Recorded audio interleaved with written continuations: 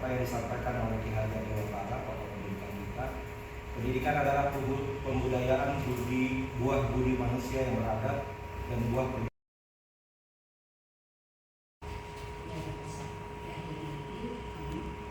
Ibu sekalian, alhamdulillah hari ini Pak Berdiansa akan mengimbaskan ilmu yang didapat dari PGB kepada kita semua tentang budaya positif di sekolah. Dimana kalau kita dapatkan bahwa budaya positif sekolah itu adalah karakter yang akan kita ciptakan kepada siswa-siswi kita, di mana karakter itu akan membawa kebaikan-kebaikan bagi mereka semua. Namun kebaikan itu tentunya tidak bisa kita lakukan dengan cepat, tapi karakter itu pastinya akan kita lakukan dengan Alhamdulillah, puji syukur kehadirat Allah Subhanahu wa taala. Hari ini kita bisa kumpul di sini dalam rangka memenuhi undangan dari saya pribadi, yaitu dalam melaksanakan tugas aksi nyata budaya positif pengimbasan dari calon guru penggerak untuk SMP Negeri 3 Pagedangan yang tempat saya mengajar. Baik Bapak Ibu, ini Ki Hajar Dewantara ini sudah menuangkan pemikirannya. Menurut Ki Hajar Dewantara, tujuan dari pendidikan adalah menuntut segala kodrat yang ada pada anak-anak agar mereka dapat mencapai keselamatan dan kebahagiaan yang setinggi-tingginya, baik sebagai individu ataupun sebagai anggota masyarakat. Pak, kira-kira berat ini tugasnya? Enggak berat. Nih, kita ini tujuan kita itu menuntun kodrat yang ada pada anak. Kodrat anak itu udah punya kodrat. Kita tuntut kodrat tersebut supaya mereka bisa bahagia dan selamat. Bisa selamat dan bahagia. Bahagianya pun tidak cuma bahagia, tapi bisa bahagia setinggi-tingginya, baik sebagai individu ataupun sebagai anggota masyarakat. Itu tujuan pendidikan. Kita menuntut anak supaya mereka mencapai keselamatan dan kebahagiaan yang setinggi-tingginya, baik sebagai individu dan sebagai anggota masyarakat. Itu tujuan kita mendidik anak. Nah, kemudian di dalam pemikiran Ki Hajar Dewantara, filosofi pendidikan, itu peran pendidikan yang pertama tentunya sebagai penuntun. Kita sebagai guru itu tugasnya menuntun Bapak Ibu. Karena anak itu dilahirkan, kalau dulu kita memahami, setiap anak itu dilahirkan ibarat kertas putih yang kosong. Seperti itu. Saya juga ini sebenarnya bukan pengetahuan yang baru. Ini udah ada konsep seperti ini. Jadi dulu kita berpikiran itu anak itu lahir seperti kertas putih kosong kan.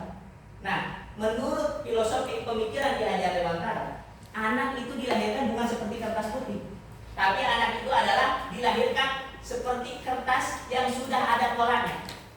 Nah, tugas guru lah menuntut pola tersebut, menebalkan pola tersebut, supaya si anak ini menjadi manusia yang seutuhnya. Itu tugas guru. Jadi menebalkan pola yang sudah ada pada anak. Kemudian peran pendidikan itu seperti petani. Kalau dulu saya dengar Pak Muhammad Bayhaqi sebentar menurut KHD, sebentar menurut KHD. Nah, itu harus seperti petani. Kan saya bingung seperti apa petani, karena saya belum masuk pendidikan guru penggerak. Nah, ternyata setelah masuk pendidikan guru penggerak, peran kita itu sebagai guru itu diibaratkan sebagai petani. Petani menanam jagung, itu petani harus memilih tanah yang cocok untuk jagung tersebut.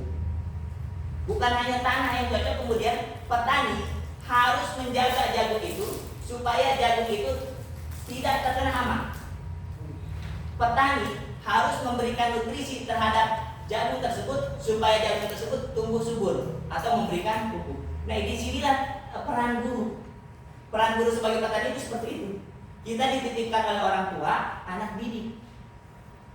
Nah, anak didik kita itu, ya, tugas kita menyediakan lingkungan belajar yang menyenangkan buat mereka, mencegah mereka untuk melakukan perbuatan-perbuatan yang tidak baik.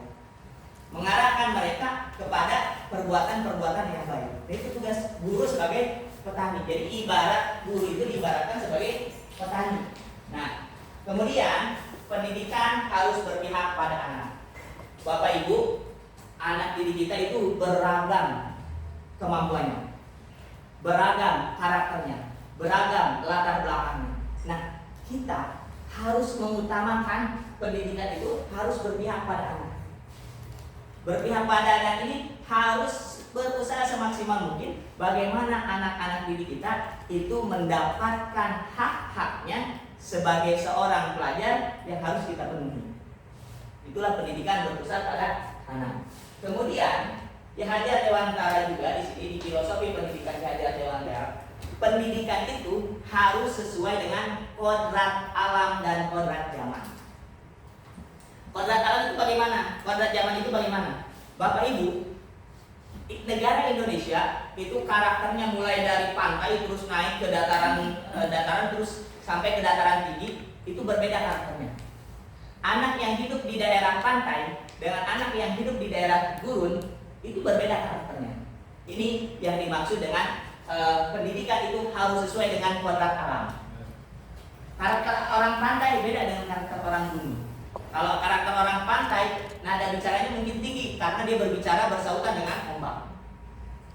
Yang tinggal di pegunungan mungkin lemah lembut karena alamnya itu mereka sangat sejuk. Anginnya juga sepoi-sepoi, bicara sedikit kedengar sama tetangga.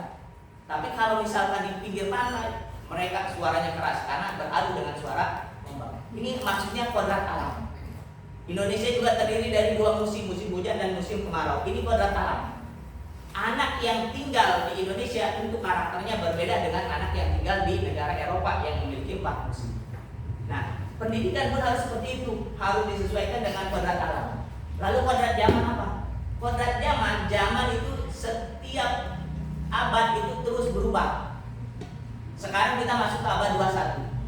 Mungkin beda kebutuhan, kemampuan abad 21 dengan abad 20. Nah, di abad 21 kita harus memiliki kemampuan untuk berpikir kritis, kemampuan untuk berkolaborasi, kemudian kemampuan untuk bagaimana bisa menyatukan ide-ide tersebut menjadi sebuah tindakan atau gagasan-gagasan, tindakan-tindakan yang nyata. Nah, ini abad 21. Nah, pendidikan anak ini harus sesuai dengan kodrat alam dan kodrat zaman. Ini yang dibahas di dalam bab 1.1 modul 1 pada pemikiran Ki Hajar Dewantara. Kemudian Bapak Ibu, yang saya dapatkan juga di pendidikan guru penggerak yaitu nilai dan peran guru penggerak. Yang pertama ini nilai-nilai yang harus dimiliki oleh seorang guru penggerak, Bapak Ibu. Ini nilai yang harus kita miliki. Yang pertama itu berpihak pada murid. Kita itu harus benar-benar mengutamakan murid kita. Kemudian mandiri. Mandiri itu bagaimana kita mampu, bukan mandiri mandi nyuci sendiri ya. Mandiri itu bagaimana kita mampu mengembangkan potensi yang ada pada diri kita untuk menjadi lebih baik atau pembelajar sepanjang hayat. Itu mandiri. Kemudian reflektif, kolaboratif, dan inovatif. Ini nilai-nilai guru penggerak. Kemudian peran guru penggerak yaitu menjadi pemimpin pembelajaran, kemudian menggerakkan komunitas praktisi, menjadi coach bagi guru lain. Ini ada lumayan berat juga, berarti harus serba tahu, mendorong kolaborasi antar guru, mewujudkan kepemimpinan murid. Nah, ini pembelajaran yang ada di modul 1.2. Ini semua dikupas tuntas di nilai dan peran guru penggerak. Kemudian Bapak Ibu, di guru penggerak juga kita memiliki visi dari guru penggerak. Nah, di sini visi guru penggerak yang saya buat waktu itu berdasarkan pertanyaan kalimat umpam. Hasilnya seperti ini: mewujudkan siswa yang religius dan berakhlak mulia, berprestasi, kreatif, mandiri, dan berwawasan global. Nah, ini cara membuat visi ini diajarkan di dalam pendidikan guru penggerak. Kemarin saya berterima kasih kepada Ibu Kepala Sekolah. Saya 1.3. Nah, sekarang modul 1.4 yaitu budaya positif Bapak Ibu. Nah, ini diseminasi ini sebenarnya ini materi yang perlu untuk disampaikan, yaitu budaya positif yang ada di sekolah kita. Bapak Ibu sudah pernah mendengar kata budaya positif? Belum. Belum berarti? Belum. Kemudian? Positif thinking mana ya? Baik. Bapak Ibu, ini budaya positif. Budaya itu hasil cipta rasa dan karsa yang sudah terjadi secara kontinu. Nah, ini budaya positif di sekolah adalah nilai atau kebiasaan di sekolah yang berpihak pada murid agar mereka dapat berkembang menjadi pribadi yang kritis, penuh hormat, dan bertanggung jawab sesuai dengan profil pelajar Pancasila. Asana. Oh, asana. Kayaknya kalau bisa ada asana. Kayaknya nih kalau seperti ini nih tentram ya sekolah kita ya. Ya, Bapak Ibu ya. Coba perhatikan nih. Menjadi pribadi yang kritis, penuh hormat, dan bertanggung jawab sesuai dengan profil pelajar Pancasila. Kira-kira kalau kita ngajar nih ke anak kita nih, ada yang mau ditanya? Ada yang ngajar nggak Bapak Ibu? Diam aja ya. Berarti ini kita belum bisa memunculkan kritis nih terhadap anak. Kok bisa ya seperti itu? Mari kita lihat nanti penyebab-penyebabnya. Kemudian penuh rasa hormat. Rasa hormat sih mungkin ini ya ada di sekolah kita, itu penuh rasa hormat ada. Kecuali emang misalkan timbal balik dari sikap kita yang mungkin terlalu terhadap anak sehingga anak bereaksi. Kemudian bertanggung jawab. Nah, ini bertanggung jawab mungkin perlu kita tingkatkan lagi. Sesuai dengan profil pelajar Pancasila. Ini Ibu, Bapak, seandainya budaya positif di sekolah kita itu ada, ya, otomatis sekolah kita itu menjadi sekolah yang sangat aman, nyaman, dan menyenangkan. Kita datang ke sekolah nggak berpikir lagi, nanti ketemu anak yang ini, nanti ini bandel dan lain-lain, tidak. Tapi kita datang ke sekolah menuju tempat yang menyenangkan. Bahkan kalau misalkan ini benar-benar terjadi budaya positif ini, lebih senang di sekolah ketimbang di rumah. Mungkin seperti itu ya Bapak Ibu ya. Nah, tadi sesuai dengan profil pelajar Pancasila, apa aja sih profil pelajar Pancasila ini? Profil pelajar Pancasila ini nilai-nilai universal yang dimanapun berada, nilai-nilai itu pasti akan sama. Yaitu pertama, beriman dan bertakwa kepada Tuhan yang Maha Esa dan berakhlak mulia. Kemudian berkebinekaan global, gotong royong, kreatif, bernalar, kritis, dan mandiri. Itu profil pelajar Pancasila. Ini diharapkan anak kita ini seperti ini Bapak Ibu. Anak kita diharapkan seperti ini dia. Nah, kemudian untuk menuju ke budaya positif tadi, terciptanya suasana sekolah yang aman, nyaman, dan menyenangkan, yang diisi oleh anak-anak yang kritis, anak-anak yang bertanggung jawab, anak-anak yang sopan, yang santun, lingkungan belajarnya juga nyaman, menyenangkan, guru-gurunya juga enak mengajarnya. Nah, ini apa komponen utama supaya bisa ada budaya positif? Ini ada 7 komponen Ibu. Yang pertama itu perubahan paradigma belajar kita. Kemudian disiplin positif.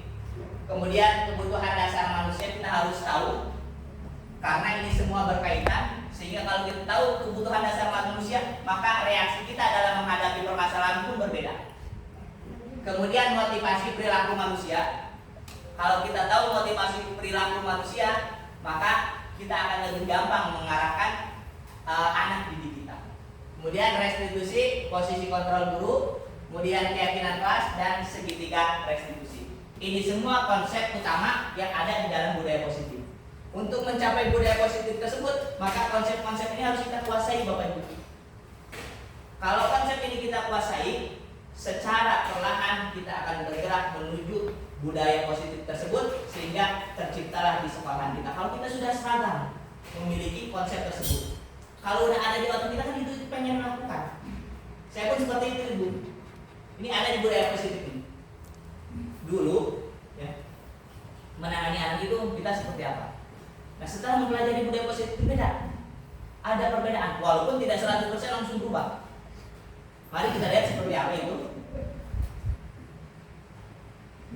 beberapa maksudnya. Ini perubahan paradigma belajar dalam membangun budaya positif. Ini sekolah dapat menjadikan lingkungan yang positif, aman dan nyaman agar siswa mampu berpikir, bertindak dan mencipta dengan merdeka, mandiri dan bertanggung jawab. Nah, di sini dalam membangun budaya positif, sekolah dapat menyediakan lingkungan yang positif. Dari saham silakan Pak. Lu kayaknya udah habis tinggal kopi.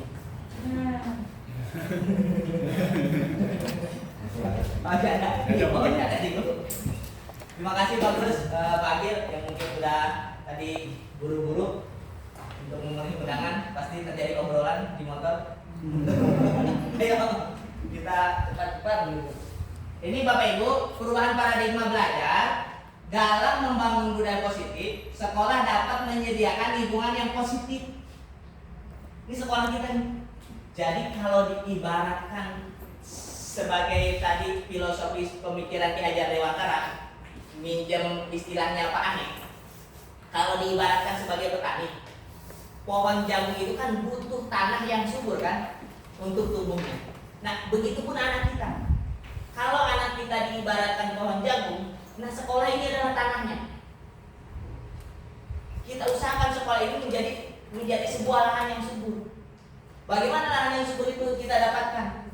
Harus dijadikan sekolah ini sekolah yang aman, nyaman, kemudian menyenangkan. Ini agar siswa mampu berpikir. Kalau sekolah kita aman, nyaman dan menyenangkan, kalau aman, udah aman belum seperti itu?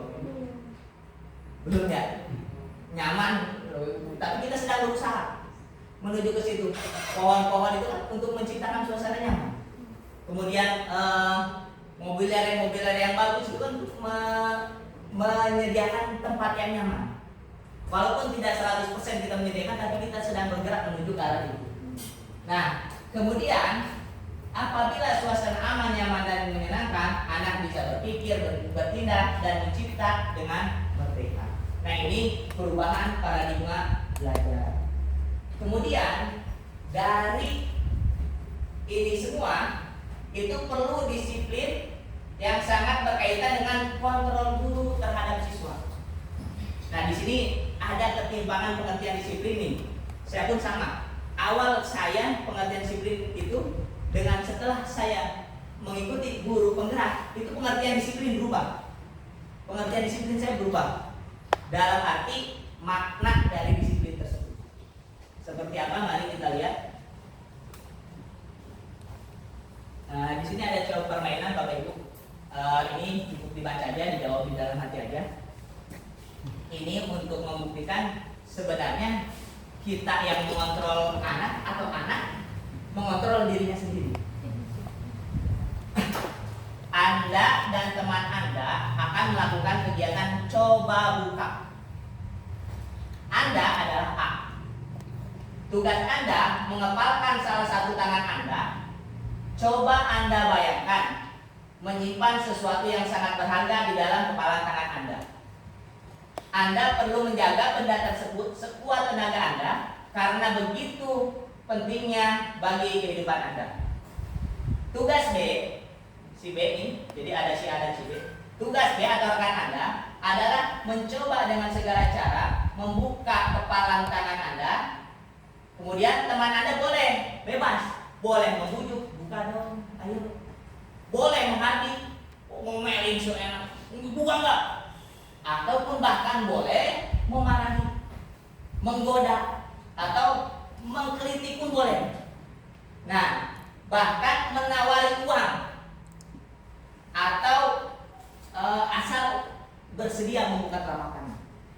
Kira-kira Bapak Ibu, kontrol membuka itu ada pada yang nyuruh buka atau ada di dalam hati kita? Hah? Keputusan untuk membuka atau tidak membuka ada di siapa? Hati kita dong. Ada di kita kan? Nah, inilah Bapak Ibu kaitannya dengan materi disiplin ini. Jadi sebenarnya peraturan-peraturan yang kita buat, peraturan di sekolah yang kita buat itu bukan berdasarkan karena anak ingin melakukannya. Kalaupun anak itu taat ataupun tidak taat, tetapi emang karena mungkin ada iming-iming. Kalau nggak mengikuti peraturan, kamu bakalan dikeluarkan, sama seperti ini. Jadi yang mengontrol diri kita nih, yang mengontrol kita itu adalah diri kita sendiri. Kita mau datang ke sekolah atau tidak datang ke sekolah itu ada di dalam diri kita. Kita jangan menyalahkan orang lain. Begitupun anak melakukan sesuatu baik atau tidak baik itu ada di kontrol anak tersebut. Nah, kalau supaya anak itu bisa melakukan hal yang baik, bagaimana kita memotivasi diri anak itu agar anak tersebut melakukan apa yang baik? Nah, ini kaitannya dengan makna disiplin tadi ya. Mari kita lihat bahwa sekarang kita tahu bahwa kontrol terhadap diri kita itu adalah ada di diri kita, bukan dari orang lain. Adapun faktor lain misalkan diiming-iming itu adalah yang membuat kita melepaskan pikiran kita untuk membuka apa yang berharga pada diri kita. Jadi kita mengontrol anak itu adalah ilusi. Kita mengontrol anak itu adalah ilusi. Nah, baik. Nah, ini kaitannya dengan disiplin positif. Apa itu makna disiplin? Nah, di sini Bapak Ibu, pengertian disiplin ini sama sebenarnya yang kita baca dari dulu. Disiplin itu berasal dari bahasa Latin yaitu disiplina, yang berarti belajar. Makna asal kata ini berkonotasi dengan disiplin diri dari murid Sokrates dan Plato. Nah, disiplin diri ini membuat orang menggali potensinya menuju sebuah tujuan apa yang dia hargai. Ini disiplin. Namun dalam budaya kita, makna kata disiplin ini telah berubah menjadi, nah ini sini nih Bapak Ibu nih yang misalkan menyebabkan kita ada pengertian nih dari kata disiplin ini di sini. Namun dalam budaya kita, makna disiplin ini telah berubah menjadi sesuatu yang dilakukan seseorang pada orang lain untuk mendapatkan kepatuhan, supaya patuh disiplin itu. Nah, kecenderungan umum adalah menghubungkan kata disiplin dengan ketidaknyamanan. Masukin baju kan tidak nyaman tuh anak-anak ya. Kemudian bukan dengan apa yang kita hargai atau pencapaian sesuatu tujuan yang mulia. Sambil ini Bapak Ibu. Agak kering.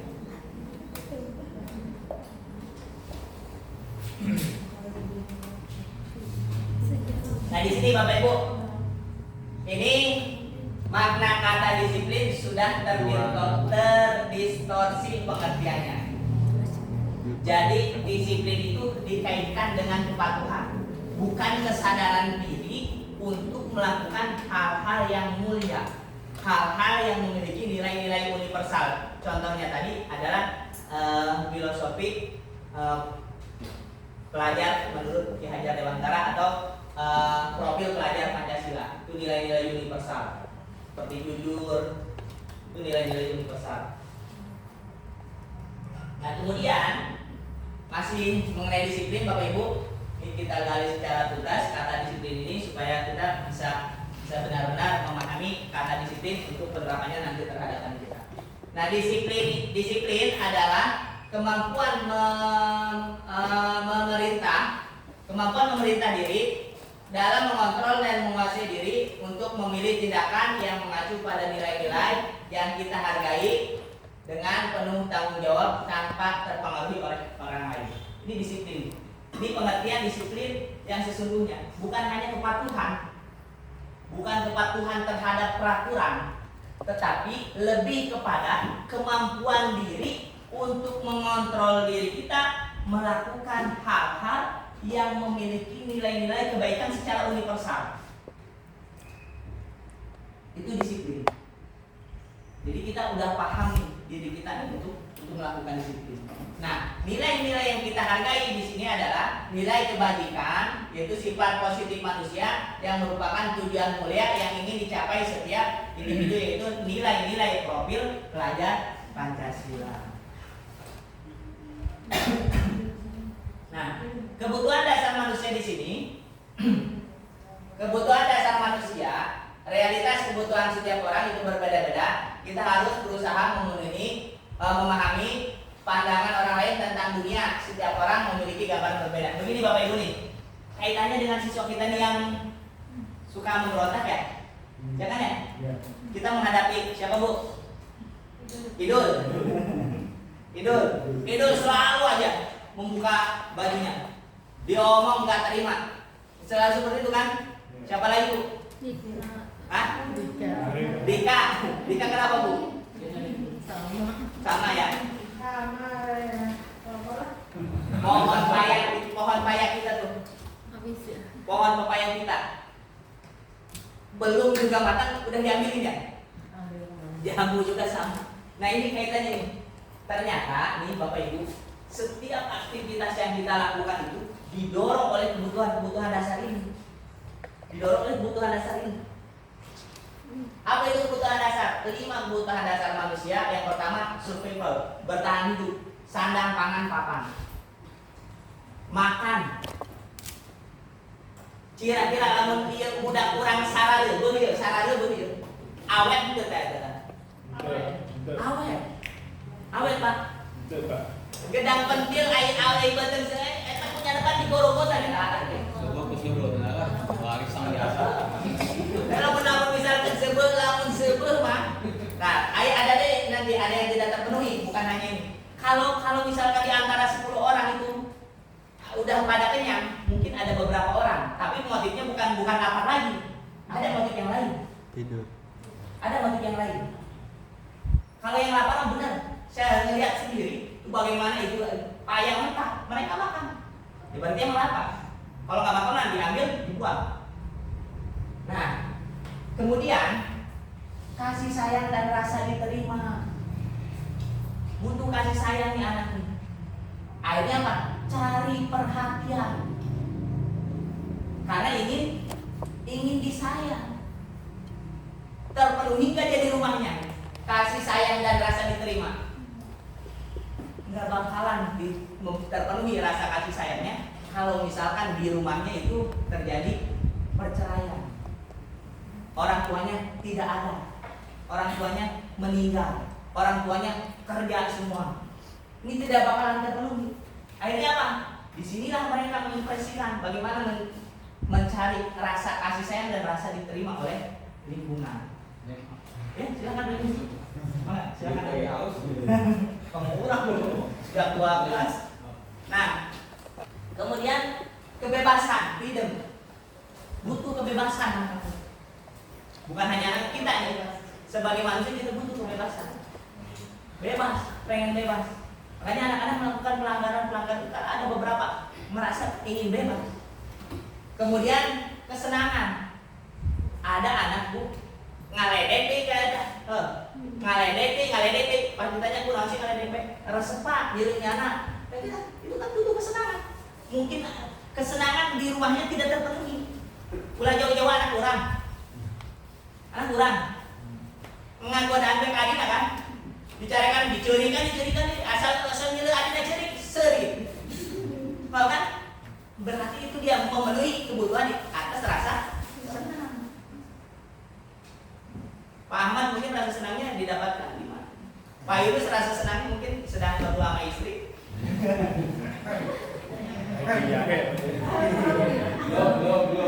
Belum. Ataupun misalkan Bu Arafah begitu ada duit setumpuk di genggaman tangan, udah senang banget. Ataupun cukup sehat pun udah senang. Bisa ngopi di belakang datang pagi-pagi sambil lihat galian nyeruput kopi, udah senangnya minta ampun. Ada seperti itu. Inilah cara-cara manusia memenuhi kebutuhan rasa senang. Yang akibatnya nanti ini karena untuk memenuhi kebutuhan ini berbagai macam lah itu anak-anak di sekolah. Kemudian penguasaan, power, pengen jadi yang paling hebat, pengen yang berkuasa. Itu mereka menunjukkan kepada teman-temannya. Sehingga ada orang yang sengaja cemburu itu ngelawan. Kenapa? Karena dia udah merasa dihargai sama teman-temannya. Kalau dia nggak tunjukkan power dia, nanti dia takut nggak dihargai sama teman-temannya. Akhirnya apa? Melawan terhadap guru. Ini ada rasa kebutuhan-kebutuhan dasar ini yang tidak terpenuhi. Akhirnya orang itu bertindak sesuai dengan bagaimana mereka untuk memenuhi kebutuhan dasar tersebut. Seperti itulah. Nah, ini setelah kita mengetahui kebutuhan dasar ini, maka kita akan lebih Ibu, Bapak, lebih mudah untuk mengendalikan siswa-siswi kita. Kira-kira ibu udah nggak mungkin banyak, nawan dia kerjaan kapan ini. Cuma kita yang namanya sekolah. Sekolah itu nggak 100% anak tinggal di sini. Begitu ke rumah, disitulah kebutuhan-kebutuhan yang ini tidak dipenuhi, maka imbasnya terhadap lingkungan yang ada di sekitar termasuk sekolah. Nah, ini di sini ada kasus Bapak Ibu terkait dengan kebutuhan dasar karena kita di sekolah, kasusnya pun di sekolah. Bu Ria, ini guru kelas 6, ini ada di ini Bapak Ibu, ada di modul.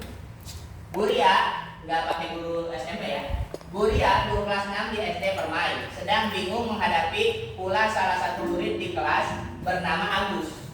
Pasti bernya, atau Bu Arafah.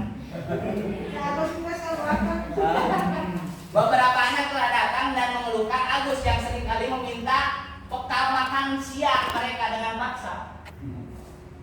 Ngeluh, si Agus puyuh, main makan balik, untuk dibalik memaksa. Kan ini permasalahan kan? Lama orang menyelidiki Agus, dasar si Agus bandel gitu kan? Ku masih sih Bos. Gimana sih kamu Bos? Ya. Jika Anda menghadapi situasi seperti Bu Ria, apa yang akan Anda lakukan? Menurut Anda kira-kira apa alasan Agus melakukan hal ini? Terkait dengan kebutuhan dasar tadi. Teman orang jadi Bu Ria, aku mau Bu. Pak, sini Gus, sini. Gus. Kamu mau begini lagi? Gitu. Nah, kalau kita sudah mengetahui kebutuhan dasar, sikap kita akan berbeda. Digali dulu nih si Agus ini. Apakah dia minta makan ini apakah benar-benar lapar atau enggak? Kayak tadi maling gedang Pak Yudi. Benar-benar sebel. Ay benar-benar sebel moal nyomotan ka babaturan. Ini si Agus dilihat kasus si Agus. Nah, dalam konteks penerapan disiplin positif tadi, ini kaitannya dengan disiplin positif, Ibu Ria sebaiknya mencari tahu alasan Agus melakukan tindakan tersebut agar mengetahui kebutuhan mana yang sedang berusaha dipenuhi oleh Agus dari 5 kebutuhan dasar tadi. Ulah langsung nyari kanan Bu, Pak. Kamu udah Bapak bilangin dari kemarin masih begitu juga. Awas kamu sekali lagi ya. Bapak hukum kamu lari lapangan 20. Seperti itu kan? Itu kan enggak ini. Nah, ini kita harus cari tahu dulu nih karena berkaitan dengan kebutuhan dasar. Kita udah tahu kebutuhan dasar itu pertama itu survival, kebutuhan hidup. Terpenuhi enggak nih kebutuhan dasarnya? Nah, kemungkinan jawabannya Agus lapar dan orang tuanya tidak membawakannya bekal makan siang. Ini berarti kebutuhan untuk bertahan hidup yang pertama tuh. Kemungkinan kedua, teman Agus jadi perhatian ke Agus. Karena sering minta tuh, merhatiin ke si Agus lah. Ini kenapa? Karena kebutuhan atas rasa cinta dan kasih sayangnya belum terpenuhi di rumah. Bisa kemungkinan ini. Atau kemungkinannya dia merasa hebat. Nah, makanya cek payo kita. Tentu lain lapangan iya kan kemungkinannya banyak. Bisa jadi dia merasa hebat karena temannya jadi takut dan menuruti keinginannya. Berarti keinginan untuk berkuasa, kebutuhan untuk berkuasa. Atau Agus merasa bosan dengan bekal yang dibawakan oleh orang tuanya karena selalu berbekal yang sama, freedom, kebebasan. Ndong deui bisu. Timbil. Banyakkan protein. Abu fitrinya. Ini nggak bebas kan? Kalau beragam kan bebas. Ingin bebas. Makanya dia. Atau yang kemungkinan yang kelima, Agus hanya iseng dan dia menikmati ekspresi wajah temannya yang kesal tadi, ingin mendapatkan rasa senang. Begitu jelek, wah marah-marah babaturan menikmati kan, senang. Ya, karena rasa kebutuhan akan rasa senangnya belum terpenuhi. Ini kemungkinannya Bapak Ibu. Kita bisa menganalisis di sekarang ini. budak urang teh Bandung kunaon ieu? Apakah ieu hiji? Apakah ieu nu kadua? Apakah nu katilu? Apakah nu kalima? Hiji kasus 5 kemungkinan. Kumaha caranya hona? Tanya heula ulah mencarekan bae. Saya ngomong, panggilan saya. Saya ngomong, masukin baju, langsung gitu kan. Udah ditanya kunaon, ternyata diangkat seleting muka.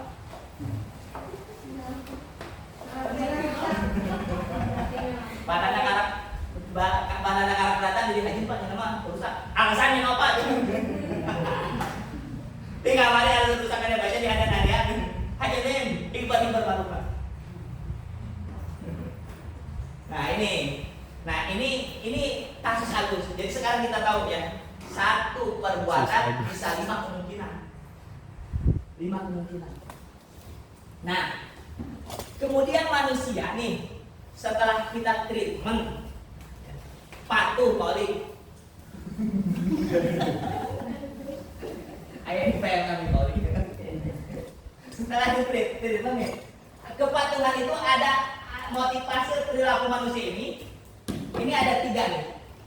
Ada motivasi eksternal, motivasi internal. Eksternal dua-duanya dan motivasi internal. Cuman yang motivasi ini dua-duanya eksternal, ibu yang nggak salah ngetik. Ini motivasi internalnya. Kalau motivasi eksternal ini, yang pertama nih, anak nih menaati peraturan, mengikuti apa yang kita lakukan, apa yang kita suruh, itu ada 3 motivasinya. 2 motivasi eksternal, 1 motivasi internal. Apa yang pertama? Untuk menghindari ketidaknyamanan atau hukuman. Apa yang akan terjadi apabila saya tidak melakukan? Itu motivasi eksternal, takut dihukum. Intinya takut dihukum. Saya melakukan, baru saya dimasukkan aja, kenapa kamu takut dihukum Pak dia? Itu masih internal. Masih eksternal. Terima kasih bagus. Itu masih eksternal. Nah, kemudian eksternal yang kedua itu karena mendapatkan hadiah. Oh, kamu mau bajunya dimasukin aja sih? Oh, nanti Pak Dian akan senang. Pak Dian akan memberikan jempol. Pak Dian akan memuji. Seperti itu. Itu masih motivasi eksternal. Yang satu karena mendapatkan hukuman, yang satu karena mendapatkan hadiah. Dua-duanya nggak baik. Kenapa? Karena motivasi dia melakukan peraturan yang ada di sekolah itu karena ada rasa takut dan ada keinginan. Takut karena ada hukuman, keinginan karena ingin mendapatkan hak. Itu eksternal. Nah, yang bagus seperti apa? Ini yang bagus itu, ini bukan hanya murid ya, kita juga sama. Motivasi internal itu tujuan disiplin positif. Kalau kita sudah memiliki motivasi internal, itu udah yang paling bagus. Datang ke sekolah, biar absennya nggak bolong. Pak, absen juga mana? Seperti itu. Nah, kalau motivasi internal ini untuk menghargai diri sendiri. Saya akan menjadi orang seperti apa yang saya bila saya melakukan. Untuk menghargai diri sendiri, saya akan menjadi orang seperti apa bila saya melakukannya. Itu motivasi internal. Karena keinginan kita. Karena kita ingin yakin kita itu mau jadi orang seperti apa sih? Mau menjadi orang yang baik? Itu kan yang tadi genggaman tangan. Siapa sih yang memutuskan dia diri kita? Nah, inilah motivasi internal. Kita datang ke sekolah, biar absennya nggak bolong, kayaknya mulus, itu kan? Biar kan saya udah bilang. Atau yang paling, saya ingin menjadi diri saya yang baik. Saya mau ke sekolah ya karena diri saya ingin menjadi orang yang baik. Nah, memiliki nilai keyakinan baik itulah yang paling bagus. Dan nilai keyakinan baik itu universal di mana aja ada. Di seluruh dunia, seperti sopan, santun, jujur, bertanggung jawab. Itu kan orang baik semua. Tinggal ada dalam diri kita tuh, mau nggak kita lakukan. Nah, ini motivasi perilaku manusia. Nah, ini dikaitkan dengan anak-anak kita ini. Kita udah tahu tuh, karena kebutuhan. Kemudian ada motivasi, takut dihukum, atau ingin mendapatkan hadiah, atau emang timbul dari dalam dirinya, saya ingin menjadi orang yang bertanggung jawab, saya ingin menjadi orang yang jujur.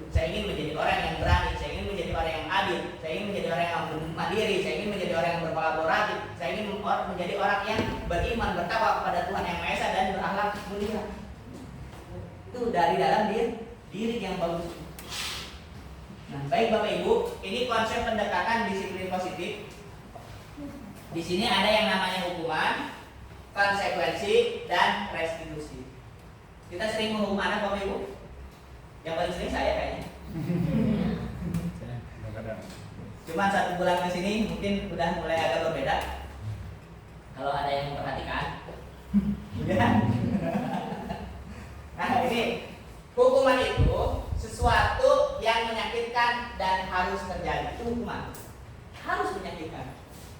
Kamu lari lapangan, baju dikeluarin, push up, seperti itu. Atau cubit, nggak ngerjain PR matematika, tahu. Iya, sekarang nggak soal tadi dilaporin polisi. Nah, kemudian tidak nyaman dan semuanya seterusnya sampai pada murid atau anak membenci terhadap peraturan. Sampai murid atau anak membenci peraturan. Itu karena seringnya dihukum. Termasuk kita membenci Bapak Ibu. Kalau kita sering. Kalau konsekuensi ini identitas sukses, kalau ini identitas gagal, hukuman itu akan menciptakan identitas gagal.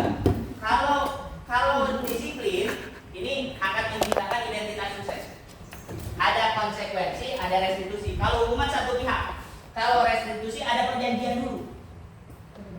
Kalau konsekuensi ada perjanjian dulu antara kita dengan siswa, sehingga kalimatnya pun sesuatu harus terjadi. Kemudian tidak nyaman untuk murid atau anak untuk jangka waktu pendek.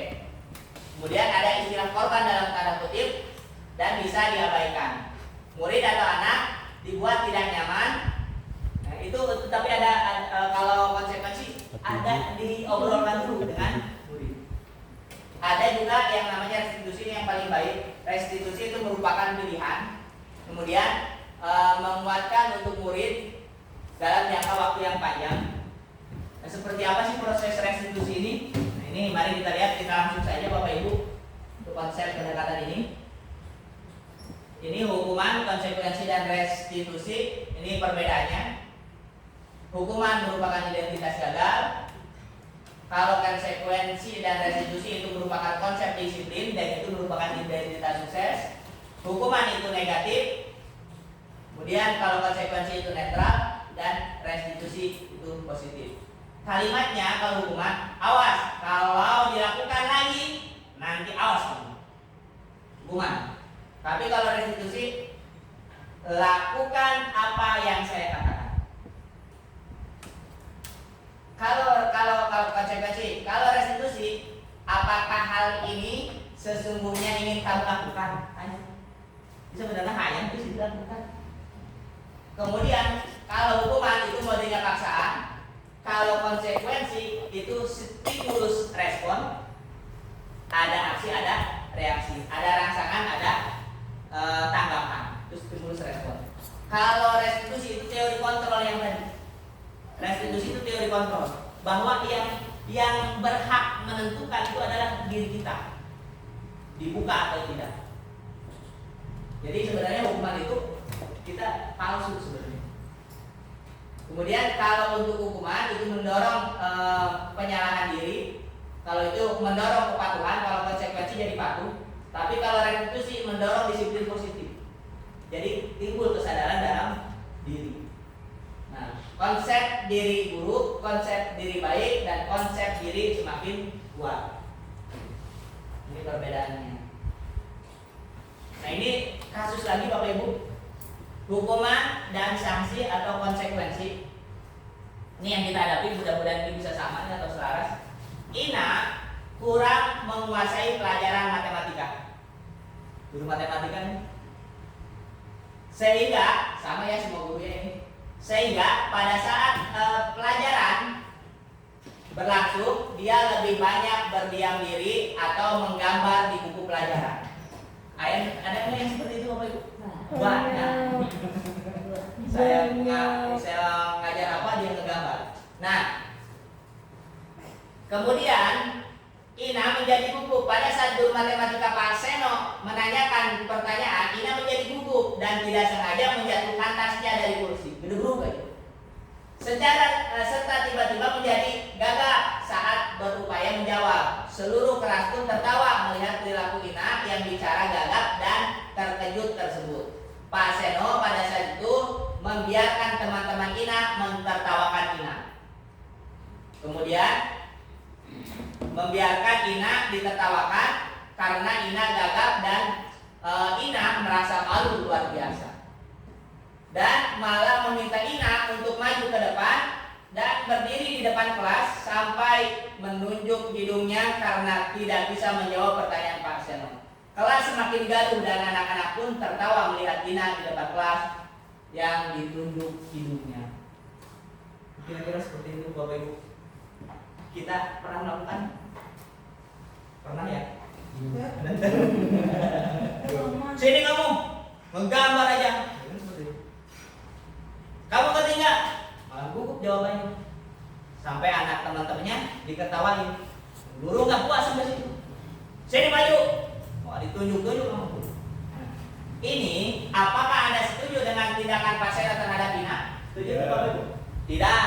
Alhamdulillah. Mengapa? Akan menjatuhkan mental anak. Mantap. Akan menjatuhkan mental. Bagus. Kenapa bagus? Setuju. Jadi anak malah penakut ya? Iya. Nah, menurut Anda tindakan Pak Seno terhadap Ina adalah sebuah hukuman atau konsekuensi? Hukuman atau konsekuensi? Hukuman. Kenapa hukuman? Memaksa, menyalahkan. Nah, itulah contoh kasus hukuman. Nah, Bapak Ibu ini di sini ada mari berlatih hukuman atau konsekuensi ini dari semua. Kan kita udah lihat tuh, ada konsekuensi, ada hukuman. Lari mengelilingi lapangan, hukuman paling. Hukuman. Membersihkan coretan yang dibuatnya di meja tulis. Konsekuensi. Murid diminta push up 15 kali kalau tidak menggunakan masker. Menggantikan kertas teman yang sudah dicoret-coret. Konsekuensi. Udah tahu kan beda konsekuensi yang hukuman kan? Dijemur di lapangan jam 12 siang. Hukuman. Murid diminta bertelanjang kaki sepanjang hari. Hukuman. Berdiri di depan kelas dengan mengangkat kaki satu. Hukuman. Lurus kali. Oh. Benar kan ya? Jawabannya ya? Oke. Iya. Nah, mau Pak, daftar besok. Angkatan 12. Nah, ini Bapak Ibu, kita mengontrol murid. Ini ada 5 posisi kontrol kita. Yang pertama sebagai penghukum. Ini kita nih, peranan kita nih. Sekarang peranan kita nih bukan hanya ke murid tapi ke anak kita juga. Pertama sebagai penghukum, pembuat merasa bersalah. Sebagai teman, pemantau atau pengawas dan manajer. Nih, kita lihat nih, kita seringan ada di posisi mana? Ini posisi kontrol ya. Kita bisa mengendalikan anak menggunakan 5 ini. Bapak Ibu, perhatikan kalau saya ini anak lebih banyak menghukum. Sini, maju. Baca sholawat, masukin bajunya. Baik, mari kita lihat. Yang mana hukuman, yang mana sebagai teman, yang mana sebagai manajer. Lihat di posisi kita nih Bapak Ibu. Dan mana yang paling bagus? Tentu yang manajer ya. Baik nih penghukum nih. Kita perilaku kita dalam kontrol anak nih. Kan kita lagi belajar nih. Anak gaduh. Apa mau kita gebrak banyak? Diam semua. Kan hukuman. Membuat semua rasa takut. Bisa kontrol kita semuanya di. Tapi ada konsekuensinya. Baik, mari kita lihat. Ini menghukum dan membuat rasa bersalah. Ini termasuk identitas gagal. Kenapa? Karena perilaku kontrol yang negatif. Kita bisa mengendalikan anak, cuma tidak bagus untuk perkembangan anak. Mari kita lihat di sini. Pertama penghukum. Ini menghardik atau menunjuk-nunjuk, menyakitkan dan menyindir. Menyakiti dan menyindir. Kemudian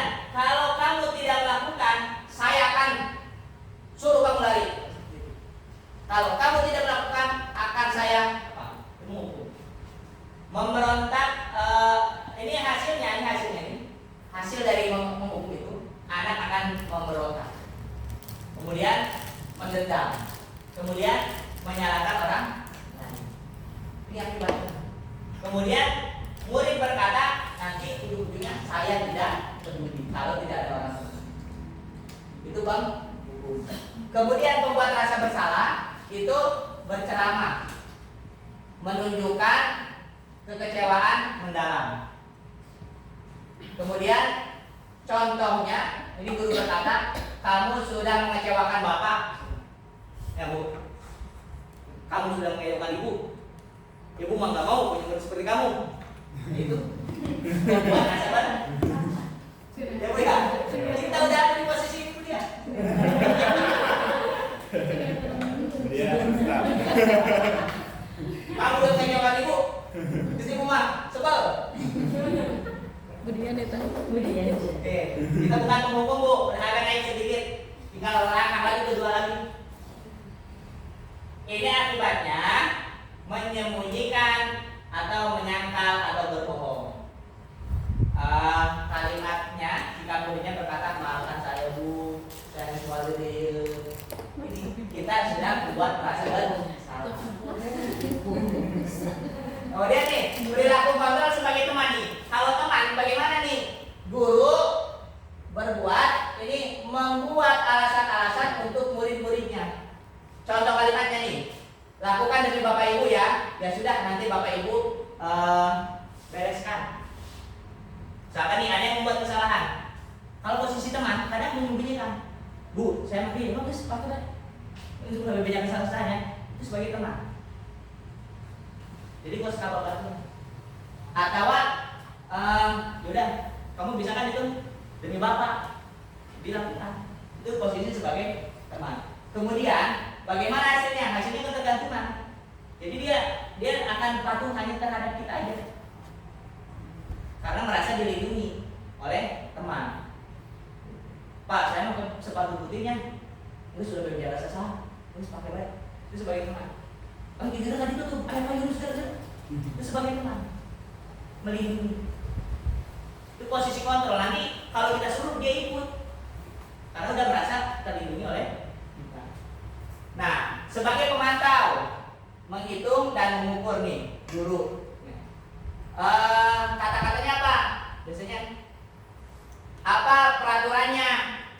Apa konsekuensinya? Apa yang telah kamu lakukan?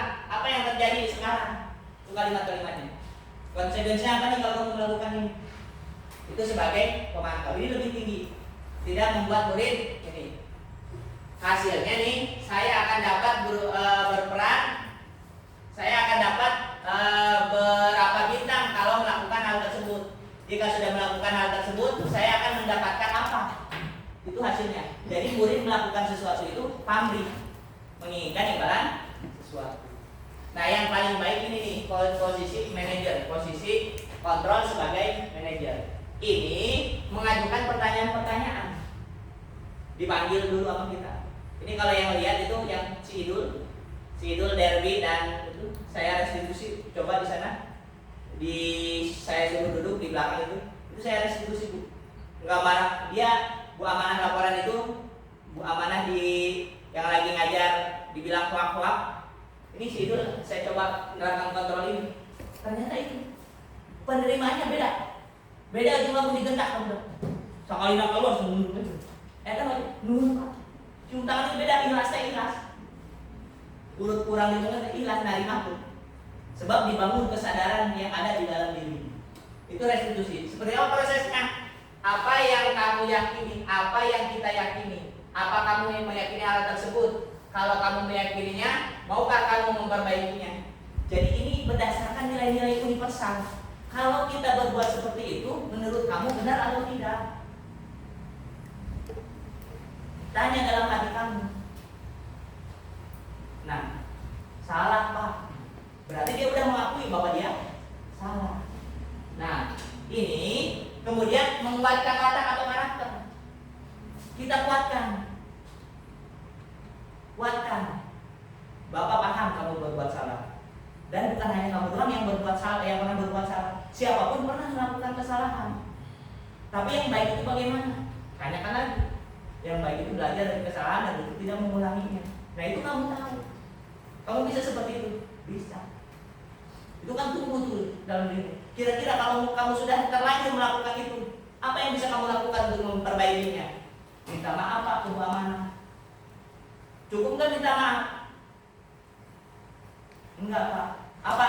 Jangan mengulanginya lagi. Ini seperti itu timbul kata-kata dalam dirinya timbul.